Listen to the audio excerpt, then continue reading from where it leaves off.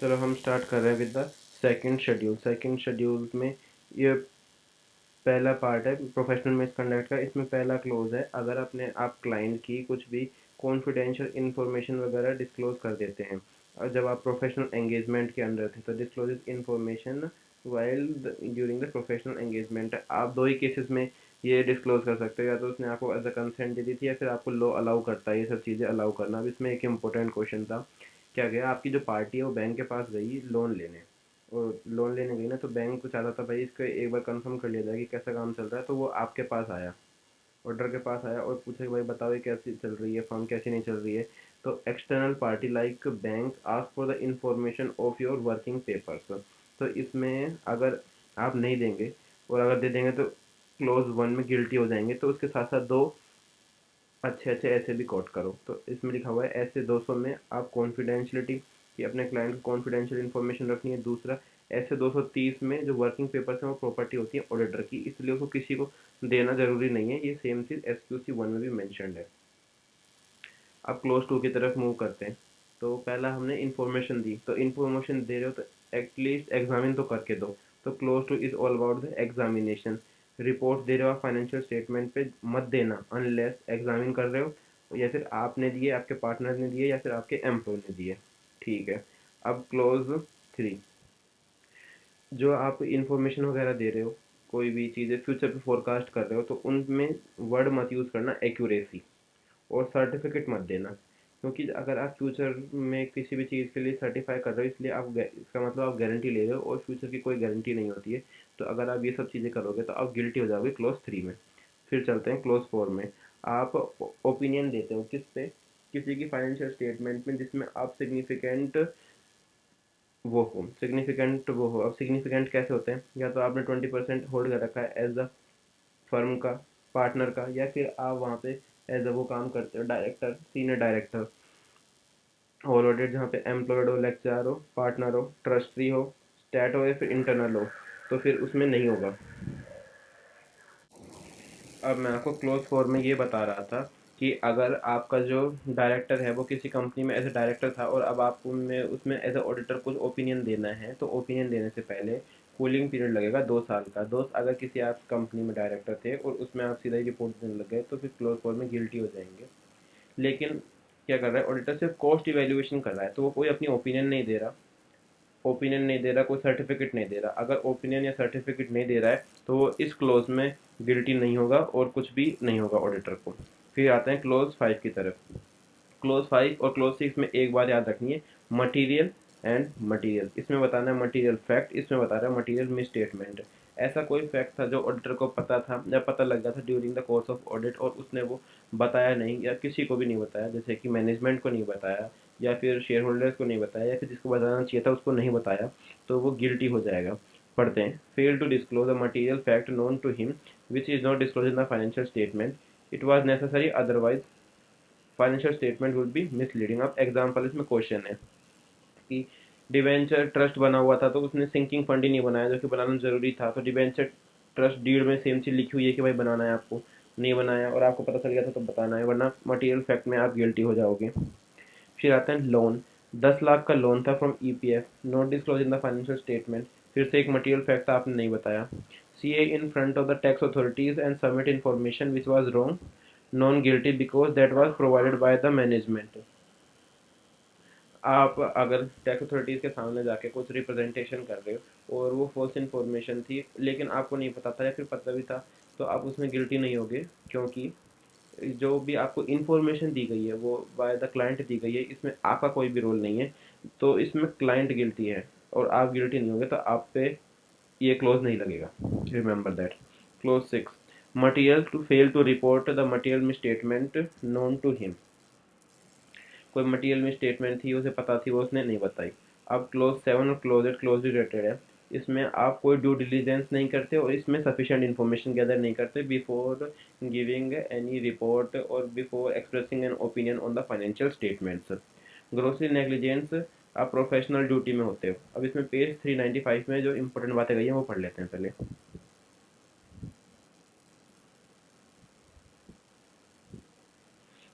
ये आ गया पेज 395 में जो इंपॉर्टेंट बातें करी गई हैं। अब इसमें क्या है, ये सारे क्वेश्चंस में आ चुके हैं, इसलिए इंपॉर्टेंट करना।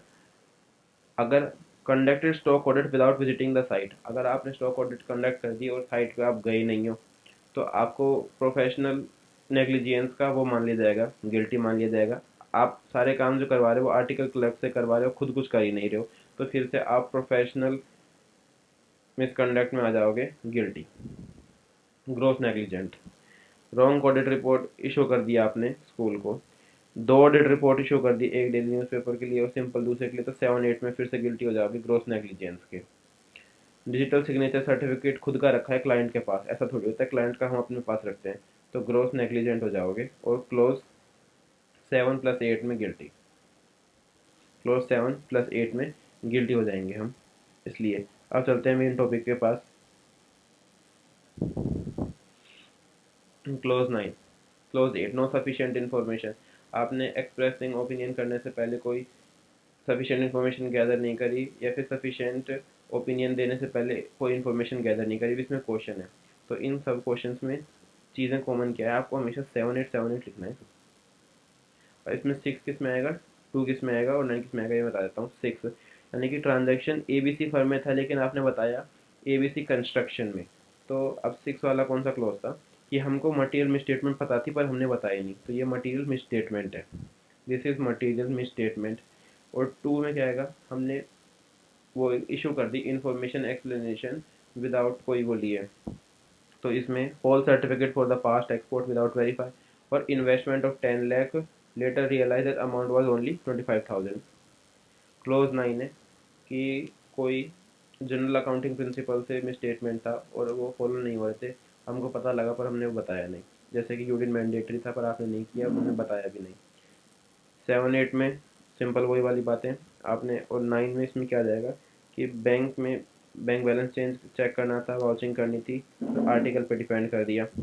Did not verify the Contra entry, और बैंक रिकॉन्सिलेशन जो कि आप जाते जब करना पड़ता है, सिंपल बात। तो चलते हैं क्लोज 10 की तरफ। क्लोज 10 में क्या होता है, बेसिकली जो आपके क्लाइंट का मनी है आपको सेपरेट बैंक अकाउंट में रखना, तो वो आपने नहीं रखा, लेकिन इसमें एक्सक्लूजन है कुछ, जैसे कि आपको कुछ एडवांस मिला है किसी सर्विस के अगेंस्ट, या फिर आप शॉर्ट टाइम पीरियड में उनकी ब्रांच विजिट करने वाले हैं, तो वहाँ जाके आप उसको पेमेंट कर दोगे, कोई दिक्कत नहीं है। और इसका एक क्वेश्चन है, इसमें आप गिल्टी हो जाओगे। जो रिफंड वाउचर था आईटी डिपार्टमेंट ने वो क्लाइंट के नाम इशू करवाने के बजाय आपने खुद के नाम पे इशू करवा दिया, तो 7 और 10 में हो जाओगे। 7 यानी कि जो आपको वो है ग्रोस नेग्लिजेंस का, और 10 यानी कि आपने सेपरेट बैंक में नहीं रखा। और C acting as the financial adviser created on account to joint account with the consent, totally discharging 3 FDR, joint account की FD खुला ली पहले तो क्लाइंट के सामने, और फिर उन क्लाइंट को रिडीम कर लिया, यानी कि तोड़वा ली खुद के नाम पे, तो इसमें आप प्रोफेशनल्स में हो जाओगे। अब ये आता है पार्ट 2 द प्रोफेशनल मिसकंडक्ट, यानी कि कोई भी आप काउंसिल जनरल की गाइडलाइंस नहीं मानते हो, या फिर इस एक्ट के साथ प्रोविजन जो दे रखे हैं, जैसे कि सेक्शन 7 में जो लिख रखा है, सेक्शन 24 में जो लिख रखा है, उनके साथ कॉन्ट्रावेंशन करते हैं, तो फिर आप पार्ट 2 में लेवल हो जाते हैं। जैसे अब इसमें क्या बता रखा है, क्लोज 1 में किस किस में आप लाइबल हो जाओगे। आपका टाइम 11 से 5 आना था ऑडिटर को, इसको आर्टिकल असिस्टेंट को, और वो 8 बजे के बाद आता है, और आर्टिकल के लिए हमने बोल रखा है कि वो हमारे अंडर काम करता है, तो इसमें आप गिल्टी हो जाओगे। आर्टिकलशिप करवा रहे हो आप, जबकि आपके पास कोई वैकेंसी भी नहीं है। सर्टिफिकेट दे रखा है एज ए CA और आपके पास COP नहीं है। लोन ले रखा है आर्टिकल के फादर से, इसमें दे रखा है रेगुलेशन 47 में, रेगुलेशन 47 में। पर इसमें एक क्वेश्चन है, मैंने लास्ट में एक्सप्लेन भी कर रखा है उसमें, कि जब आर्टिकल आ रहा है आप उससे तब लोन मांगते हो तो फिर आप गिल्टी जाते हो, लेकिन आर्टिकल आपसे पहले से ही है और बाद में आपने लोन मांगा तो आप गिल्टी नहीं हो, कोई दिक्कत नहीं है, ले सकते हो। स्टाइपेंड पे करोगे मंथली, अगर नहीं मंथली पे करते तो आप लायबल हो जाओगे इसमें। कॉन्फिडेंशियल इन्फॉर्मेशन कोई आपने लीक कर दी, पहले तो वहाँ था ड्यूरिंग द इन प्रैक्टिस, पर यहाँ है ड्यूरिंग द एम्प्लॉयमेंट। अब चलते हैं आगे क्लोज 3 की तरफ। ऑलवेज फॉल्स इन्फॉर्मेशन दी इनको। क्लोज 4 में ऐसे दोस्त 40 मनी चुरा लिया इन प्रोफेशनल कैपेसिटी, जैसे कि बोर्ड का मनी चुरा लिया था आपने, एक क्वेश्चन भी है जिसमें आप इसमें लाइव हो जाओगे 4-2 में। और अदर मिसकंडक्ट, अगर 6 महीने से ज़्यादा की जेल है तो, लेकिन 6 महीने से कम की जेल है तो कोई दिक्कत नहीं है, you can continue as a auditor, कोई दिक्कत नहीं है इसमें। अब काउंसिल जनरल की गाइडलाइन से ये चैप्टर वाइज बातें करी गई हैं, इनका चैप्टर का नाम लड़ना जो मैंने बोला है वो इम्पोर्टेंट है मस्त।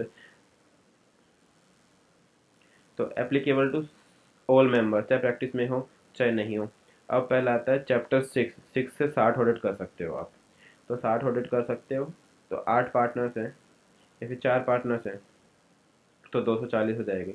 जिस दिन एक्सेप्ट करो उस दिन देखना है, और सिंगल एक पर्सन भी सारी रिपोर्ट साइन कर सकता है 240 की 240।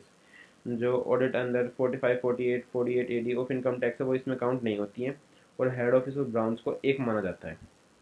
अब आता है 7, उसके साथ गलत हुआ, उसके साथ ऐसा नहीं होना चाहिए था, यानी कि appointment of an auditor in case of non payment of undisputed fees. Undisputed fees, fees dispute भी नहीं कर रखी थी लेकिन फिर भी वो पे नहीं कर रहा है उसको, और आपने उसको एक्सेप्ट कर ली। पर ये किस इसमें एक्सेम्पशन भी है, अगर 6 यूनिट है उसको रजिस्टर हुए 5 साल से ज़्यादा हो चुके हैं, पर एक्यूमुलेटेड लॉसेज है उसकी नेटवर्क से ज़्यादा है, फिर आप कर सकते हो। 8 में नहीं, 30 में ओल्ड होते हैं। तो ये कंपनी एक्ट के हिसाब से बता रखे हैं कितनी कर सकते हैं, 30 कर सकता है, फुल टाइम प्रैक्टिस में अलाउड है। इसमें एक्सक्लूजन है डोरमेंट कंपनीज का, और सिंपल कंपनीज में 20 ऑडिट में जा सकते हो आप। ये पब्लिक कंपनीज थी, ये 20 जो है ये प्राइवेट कंपनीज है। 9, तो मतलब नो स्टैट ऑडिट, आप किसकी स्टैट ऑडिट नहीं कर सकते? गवर्नमेंट कंपनीज की, पीएसयू कंपनीज की, लिस्टेड कंपनीज की और पब्लिक कंपनीज की जिनका 50 करोड़ से ज़्यादा टर्नओवर है। कब नहीं कर सकते? जब आपने अदर असाइनमेंट की फीस जो ज़्यादा है वो अपनी स्टैट्यूटरी फीस से भी ज़्यादा ले रखी है। अदर वर्क में क्या आता है? Certification work, representation before authority, या फिर ऑडिट अंदर अदर लॉ जैसे कि टैक्स ऑडिट्स। अब आता है 10, इन डेट, वही जो कंपनी ऑडिट की लिमिट है 1 लाख, 5 लाख, 1 लाख। अगर आप फीस रिकवरी कर रहे हो वैसे प्रोग्रेसिव बेसिस पे, बेसिकली ईएमआई टाइप में, तो आप फिर इंडेटेड नहीं माने जाओगे। अब नेटवर्किंग क्या है? नेटवर्किंग के CAPAT, तो इनको लर्न करने का कोड है कपाट। Common system, partner and staff, CP हो गया।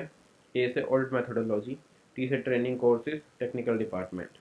अगर नेटवर्क क्रिएट किया गया है तो उस नेटवर्क से बाहर फर्म रजिस्टर नहीं कर सकती। अगर network created to make network, then it will not carry out any professional practice. एक फर्म जो है एक ही नेटवर्क में रजिस्टर कर सकती है, एक से ज़्यादा नेटवर्क में रजिस्टर नहीं कर सकती। और उन दोनों फर्म्स में अगर कोई कॉमन पार्टनर है, कोई दो फर्म्स है जिसमें कॉमन पार्टनर है, तो वो दो भी एक नेटवर्क में रजिस्टर कर सकती हैं। जैसे कंपनीज के आगे लगता है limited companies, public limited companies, और फर्म के आगे लगता है कंपनी एंड एसोसिएट, वैसे नेटवर्क के आगे लगता है एंड एफिलिएट। नेटवर्क का नेम एक्सेप्टेंस 30 डेज में हो जाएगा, और रिजर्व रखा जाएगा उसको 3 महीने के लिए। इसको फॉर्म बी में रजिस्टर करवाना है और ये मैंडेटरी है।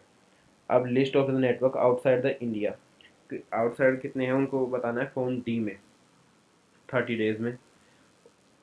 Ethical compliance, bylaws of the network, इसको लर्न करने का है MCA। Management committee and administration, member fees pay करेंगी, मेंबरशिप फी में कौन डिस्प्यूट है तो डिस्प्यूट रिजॉल्व करेंगे पार्टनर। पार्टनर को ट्रेनिंग दी गई है about the software and news letters.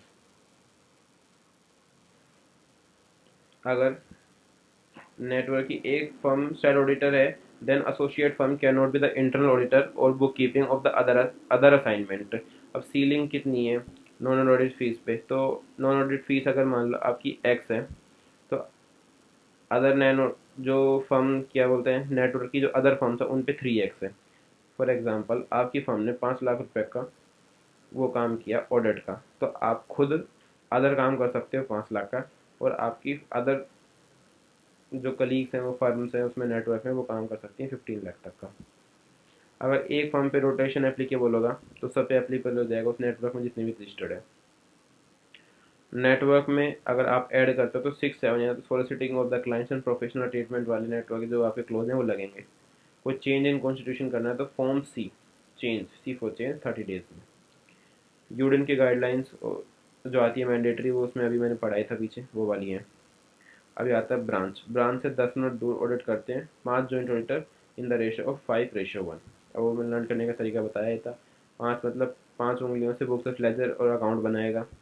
6 से 60 ऑडिट कर सकता है, उसके साथ ठीक नहीं हुआ, गलत हुआ, उसकी फ़ीस नहीं रोकनी चाहिए थी। पर 8 पे नहीं, 30 पे बुढ़े होते हैं। 9 से not allowed in state auditor. 15 से नेटवर्किंग, नेटवर्किंग के जो मैंने बताया कपाट। एथिकल स्टैंडर्ड बोर्ड का भी रिसेंट डिसीजन है कि सी एज अ फाइनेंशियल एडवाइज़र तो काम कर सकता है म्यूचुअल फंड कंपनी का, बट रिपोर्ट नहीं दे सकता। सॉरी, ये मैंने गलत बोल दिया। सीए म्यूचुअल फंड कंपनी का फाइनेंशियल एडवाइजर की तरह भी काम नहीं कर सकता, वो रिपोर्ट वाला था इक्विटी रिसर्च में। इनको अब आप रिवाइज कर सकते हैं। डिस्क्लोज इन्फो, इन्फो दे रहे हो तो कम से कम एग्जामिन तो करके दो, और जो इन्फॉर्मेशन दे रहे हो उसको एक्यूरेसी मत देना, सर्टिफिकेट मत देना, और 20% वालों को भी मत देना। फिर आता है material, material fact, material misstatement, फिर no, no due diligence, no sufficient information, और लास्ट में ये दो वैसे रन करने हैं आपको। ये अभी मैं पढ़ा चुका हूँ। ये chapter 17, chapter 17 of the ethical standard board या फिर काउंसिल जनरल गाइडलाइंस। इसमें क्या दिया गया है, अगर आप प्रैक्टिस में हो, MDWTD मैनेजर हो ऑफ अ बॉडी कॉर्पोरेट, तो आप MCS में काम करते हो, सिर्फ MCS की सर्विसेज देते हो सिर्फ, तो आप MDWTD बन सकते हो। जैसे कि क्लोज 11 में पीछे बोला गया है शेड्यूल 1K में कि अगर आपको MDWTD बनना है किसी भी कंपनी का, तो आपको पहले वो लेनी पड़ेगी, स्पेशल परमिशन लेनी पड़ेगी। बट ऐसी कोई स्पेशल परमिशन नहीं लगेगी। अगर आप MCS की सर्विसेज देते हो एक्सक्लूसिवली, तो आप MDWTD बन सकते हो, और इक्विटी भी होल्ड कर सकते हो, उसमें भी कोई वो नहीं है रेस्ट्रिक्शन। अटैच कर सकते हो, आर्टिकल असिस्टेंट को ट्रेनिंग दे सकते हो। लेकिन अगर एडवर्टीजमेंट करोगे तो 6 और 7 वाली सर्विसेज वो पहले जैसी लगेंगी, और सीलिंग ऑफ नॉन ऑडिट फी जो भी मैंने बताई, और X और 3X वो भी सेम लगेंगी। अब इसमें आता है recent decision of the ethical standard boards. CA equity research कर सकते हैं, बट उसकी रिपोर्ट पब्लिश नहीं कर सकते। अगर किसी ट्रस्ट के वो मेंबर है तो उसका ऑडिटर नहीं बन सकते। मीडिएटर हो सकते हैं कोर्ट के, और बैंक से FD वगैरह के अगेंस्ट लोन नहीं ले सकते। फाइनेंशियल एडवाइज़र बन सकते हैं, पर फाइनेंशियल एजेंट लिख नहीं सकते। और can exercise lien over the books of the payment, ये बताया था, अगर उनकी non payment of the fees में है तो। स्टैट ऑडिटर अगर कोई बैंक का है तो वो उसकी स्टॉक ऑडिट नहीं कर सकता। कौन करंट ऑडिटर है एक्स का, वो स्टैट ऑडिटर नहीं बन सकता वाई का, अगर वो एक दूसरे को स्पॉन्सरशिप देते हैं। ये वाला इंपॉर्टेंट है क्योंकि इसमें वाइसा वर्सा करके पूछते हैं। इंटरनल ऑडिटर जो कंपनी का है वो स्टैट ऑडिटर बन सकता है EPF का, लेकिन अगर EPF का इंटरनल ऑडिटर होगा तो वो स्टैट ऑडिटर नहीं बन सकता कंपनी का। ये याद रखने वाली बात है। अब आता है नो क्लार्क। नो क्लार्क किस किस पे एप्लीकेबल है, अगर आप प्रैक्टिस में हो तो ऐसी लिस्टेड कंपनीज आते हैं नो क्लार्क की तरफ, कि नो क्लार्क किस किस पे एप्लीकेबल है। अगर आप वो कर रहे हैं, उसमें है प्रैक्टिस में है, तो लिस्टेड एंटिटी जिनका 250 करोड़ से ऊपर की नेटवर्थ है, टर्नओवर नहीं नेटवर्थ, और मेंबर्स इन सर्विस में हैं, और आप किस में एम्प्लॉयमेंट कर रहे हैं, लिस्टेड एंटिटीज़ में एम्प्लॉयमेंट कर रहे हैं। अब इसमें बताया examples of the laws in the regulation, तो फ्रॉड हो रहा है तो फ्रॉड की तरफ याद है, fraud, corruption and bribery. Fraud किस में होता जाता है, बैंक में होता है, तो banking and other financial services product and services. Bank में डेटा प्रोटेक्शन का कोई ऐसा कुछ है नहीं, बैंक में मनी लॉन्ड्रिंग जरूर हो जाती है, बैंक में सिक्योरिटी एंड मार्केट ट्रेडिंग होती है। Public health and safety, environment protection. Expertise knowledge छोड़ो, वर्किंग नॉलेज भी काफ़ी है, छोटी छोटी बातें छोड़ो, पर्सनल बातें छोड़ो। अगर लो बोलता है मत करना तो मत करना। और नो क्लार्क की फुल फॉर्म है non compliance with the laws and the regulation. इसमें स्टेप फॉर रिस्पॉन्डिंग क्या है, पहले आप फैक्टर को और मैटर को अंडरस्टैंड करेंगे, उसके बाद उसको एड्रेस करेंगे। सुंदरलाल ने क्या किया, उसको अंडरस्टैंड करो, फिर एड्रेस करो, फिर हेल्प मांगने जाओ, एडवाइस मांगने जाओ मेहता साहब के पास, फिर कंसिडर करो कि उसको फर्दर एक्शन चाहिए कि नहीं चाहिए, तो determining further action needed, determining whether to disclose to the appropriate authority, imminent breach and documentation. Imminent breach and documentation, अभी कुछ इंपॉर्टेंट क्वेश्चन हैं जो कि वो बताने। अगर 144 में, तो आप इसमें सोलिसिट वाले में गिल्टी हो जाओगे। एक्सेप्टिंग वर्क थ्रू सीए, तो उसमें भी वापिस से वही लेना है आपको, सोलिसिट वर्क वाला।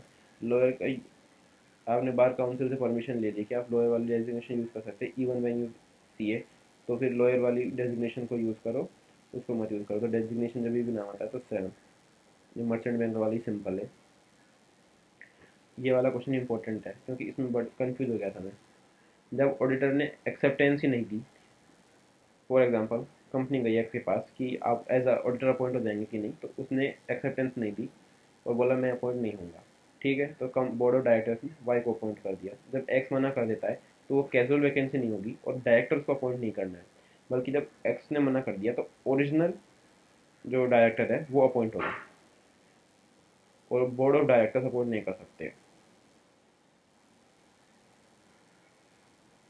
रियलाइजेशन ऑफ असेट, यानी कि अपने आप असेट सेल कर दिया, तो ये कवर्ड होता है 192 में। 192 की कौन सी सर्विसेज है, जैसे कि CRB, मैनेजमेंट वाली सर्विसेज 192 में कवर्ड होती हैं। तो रियलाइजेशन ऑफ असेट भी इसमें होता है। आपने बोला मैं फ्री IT रिटर्न भर दूंगा कोई उसमें, तो ये है अदर मिसकंडक्ट में आएगा।